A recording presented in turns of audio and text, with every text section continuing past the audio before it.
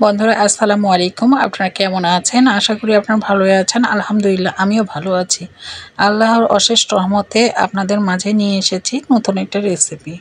আজকে নিয়েছি কালো কচুর ডাঁটা আর নিয়েছি পাতা। এগুলো আজকে একটু অন্যভাবে রান্না করব বন্ধুরা।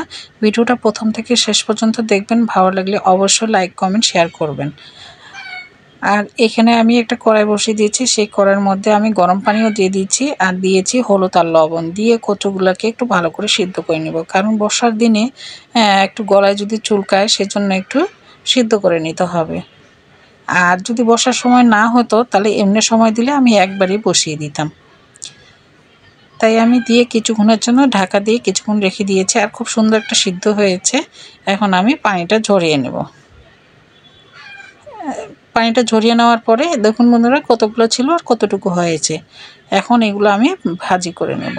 কড়াইয়ের মধ্যে তেল দিয়ে দিয়েছি, দেওয়ার মধ্যে পেঁয়াজ কুচি দিলাম, দিচ্ছি কাঁচামরিচ কুচি আর দিব রসুন কুচি।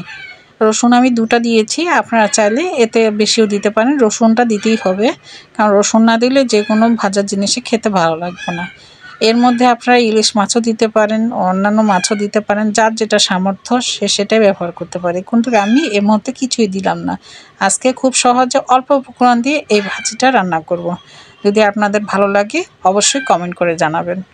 আমি দিয়ে দিচ্ছি সামান্য একটু লবণ, সামান্য একটু হলুদ। যেহেতু আগেও আমি লবণ আর হলুদ দিয়েছি, এখন আমি পরিমাণটা কমিয়ে দিলাম।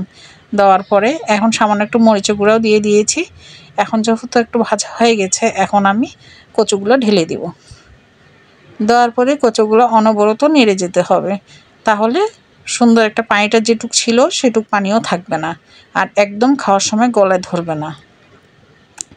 এভাবে সুন্দর করে ভাজা করে নিয়েছি। আর দেখুন বন্ধুরা পরিমাণে কতটুক হয়েছে। আর এই যে আমার কচুর ভাজা রেডি।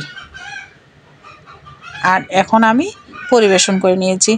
আর এত সুন্দর হয়েছে, আমি একটু খেয়ে দেখেছি, একদম গলায় ধরেনি আর খেতেও কিন্তু অনেক মজা হয়েছে। আপনারা ট্রাই করবেন বাসায়। যদি ভালো লাগে অবশ্যই কমেন্ট করে জানাবেন। আসসালামু আলাইকুম, ভালো থাকবেন সবাই।